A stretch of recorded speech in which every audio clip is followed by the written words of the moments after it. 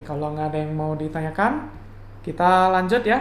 Setelah dataset dan data loader, next adalah arsitektur dan config. Setelah arsitektur dan config, next adalah, ya udah, kita tinggal, ini yang agak beda ya, fase 1 dulu. Fase 1 adalah fase adaptation. Oke, adaptasi. Dimana fase adaptasi itu adalah learning rate-nya standar aja, standar. Karena kita kayak nge-training neural network, mini neural network biasa ya gitu. Tapi patience-nya kecil aja. Supaya trainingnya, karena kita mau training cepetan aja, yang penting ininya jangan jelek-jelek banget gitu. Karena ini kan masih random ya, yang penting ini jangan jelek-jelek banget. Kalau ini udah lumayan, baru kita fine tuning gitu ya. Jadi itu. Makanya ini patience-nya kecil aja biar cepet aja. Gitu. Caranya gampang, MCOC. Kita tinggal pilih PyTorch Training Preparation MCOC. Ini Bira udah copy ke yang udah kan ya. Ini config kalau mau copy. Oops.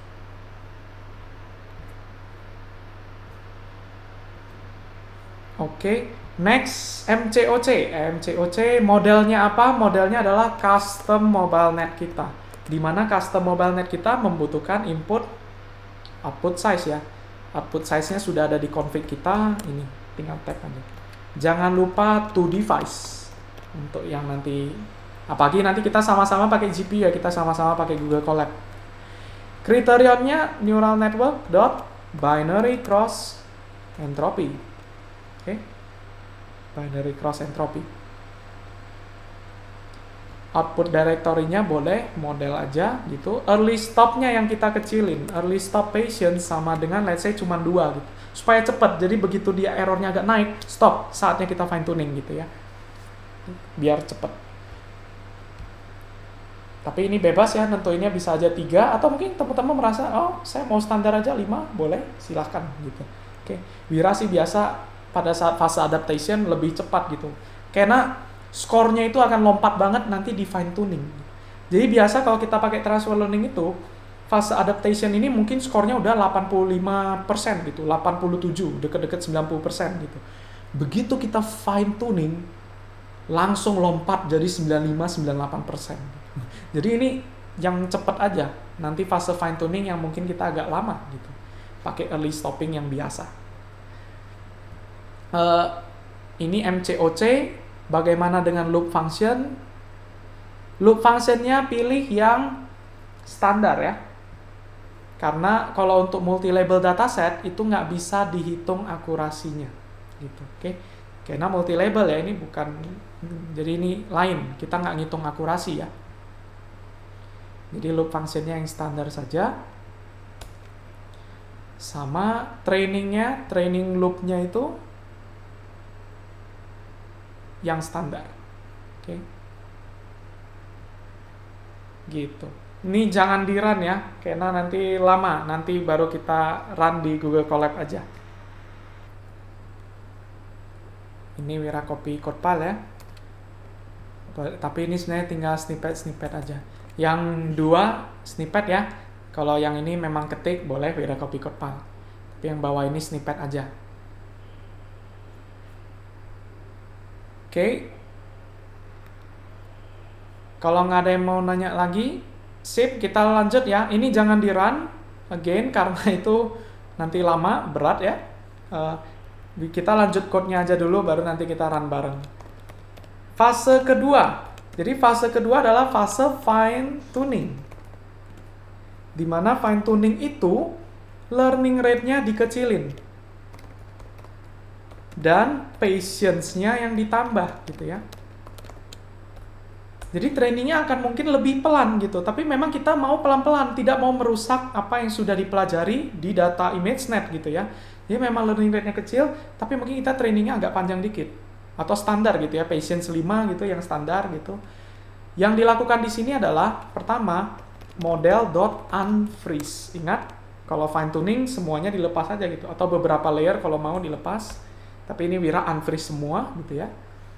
Next, optimizer-nya kita pakai learning rate yang lebih kecil. Let's say 1E min 5 gitu ya.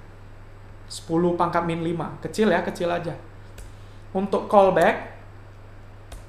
callback-nya ada yang namanya reset early stop gitu ya. Kenapa? Karena early stop tadi kan berarti udah nyentuh 2 gitu ya. Pada saat melakukan training ini, early stopping-nya pasti patience-nya udah nyentuh 2 gitu. Jangan lupa di reset balik ke 0 gitu. Di reset balik ke 0. Terus batas patience-nya juga kita atur lagi, early stop patience kita jadiin 5 gitu ya. Tadi early stop patience 2, sekarang Wira mau jadiin agak panjang atau standar sekitaran 5 gitu. Oke. Nah, ini nanti akan di-run lagi, terus tinggal ngulangin code ini. Loop functionnya nggak usah, Wir, karena ini udah function, udah kita bungkus, bisa dipakai 2 kali gitu ya. Bahkan kalau yang ini, code ini kadang dibungkus lagi define function namanya fit gitu ya. Biar kayak scikit-learn model.fit gitu ya, fit gitu. Jadi biar nggak code 2 kali, ini kan sebenarnya kita repeat yourself ya. Padahal kalau ML engineering atau software engineering, kita harusnya don't repeat yourself, dry, oke? Ini kita malah repeat yourself. Tapi it's okay, ini Jupyter juga kok. Nanti kalau masalah merapikan, itu kita akan ada di script dan belum Wira ajarin gitu. Maybe itu nanti Wira jadiin video opsional aja gitu ya. Oke, setelah kita training itu, kita akan mau melakukan prediksi ya, predict. Dan predict udah seperti biasa ya, feature, label, feature, target, sama dengan next iter, test loader. Baru feature, targetnya pindahin ke GPU.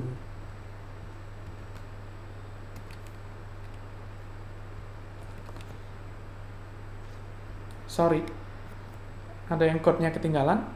Nggak kan ya? Oke. Ini untuk prediksi. Dan code-nya sama ya, tinggal with torch.nograd. Ini kita udah lakukan berkali-kali ya. Model.eval. Output sama dengan feed forward. Gitu. Output sama dengan feed forward kita model ke feature.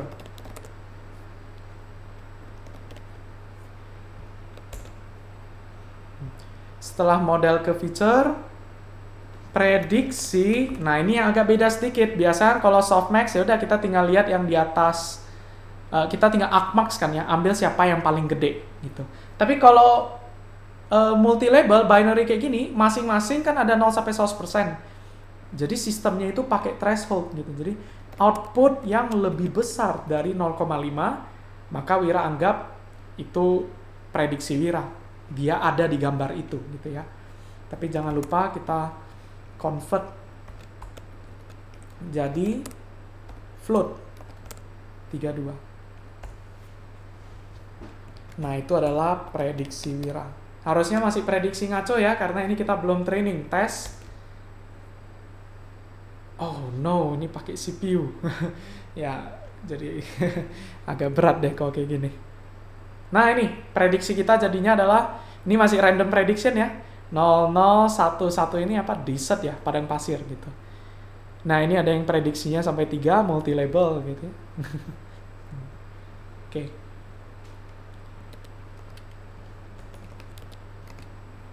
Silakan code file.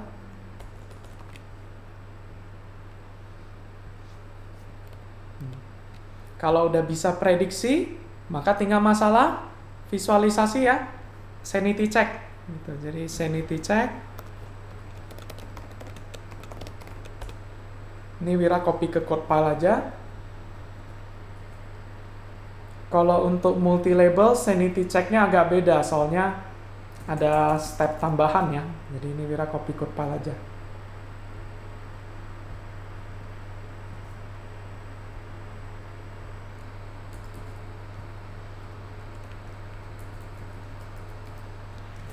Oke, kita copy the code file. Ini.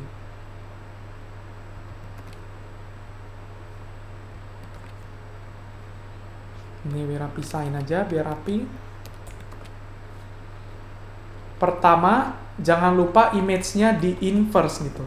Kenapa? Soalnya image-nya kan kita tadi data pipeline kita udah dinormalisasi ya. Jadi nanti kalau kita plot di Matplotlib gitu, tampilannya agak ngeri gitu, warnanya beda gitu. Karena kenapa? Kan udah dinormalisasi gitu. Jadi kalau untuk prediksi, betul, kita pakai data yang dinormalisasi. Tapi kalau untuk visualisasi, untuk tampilin di layar gitu, ya kita balikin seperti semula gitu. Dikali standar deviasi, ditambah rata-rata gitu. Supaya warnanya nggak aneh gitu ya. Ini ganti jadi feature, target. Tes, kita sanity check dulu. Ini perlu diganti ya, jadi feature, target. Oke, prediksi kita tentu masih banyak meleset. Nih banyak merah-merahnya, karena masih prediksi ngaco gitu ya. Tapi kita bisa lihat, prediksi kita bisa multi-label. Desert Mountains Tree gitu ya. Sakti. Oke.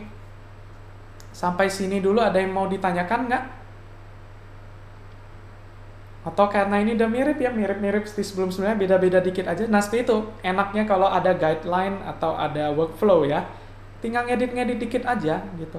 Dan tugas Wira tinggal ngajarin gimana cara ngedit-ngedit itunya gitu ya.